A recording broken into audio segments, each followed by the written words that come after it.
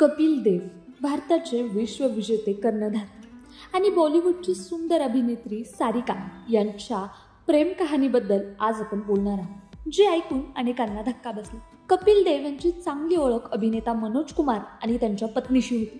याच ओळखीमुळे त्यांची भेट झाली अभिनेत्री सारिकाशी. सुरुवातीला फक्त मैत्री आणि नंतर ती झाली प्रेमात रूपांतरित. दोघांचं अफेअर इतकं चर्चेत आलं की ते लग्नाच्या तयारीत आहे अशा बातम्या पसरल्या. कपिल देव यांनी तर सारिकाला आपल्या आई वडिलांशी देखील भेट घालून दिली होती. पण अचानक या नात्याने घेतला एक अनपेक्षित वळण. कपिल आणि सारिका यांनी वेगळं होण्याचा निर्णय घेतला आणि चाहत्यांना बसला मोठा धक्का. यानंतर कपिल देव यांनी लग्न केलं आपल्या पहिल्या प्रेमाशी, म्हणजेच रोमी भाटिया यांच्याशी. तर दुसरीकडे सारिका यांच्या आयुष्यात आला बॉलिवूडचा सुपरस्टार कमल हसन.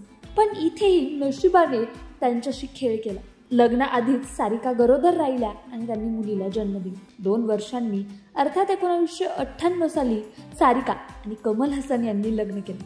या नात्यात अजून एक मुलगी झाली, पण हे लग्न फार काळ टिकू शकले नाही. 2002 मध्ये घटस्फोटासाठी अर्ज आणि 2004 मध्ये हे नातं संपलं. आज कपिल देव आणि रोमी अजूनही सुखी संसार करत आहे, तर सारिका हे स्वतंत्र जीवन जगत आहे.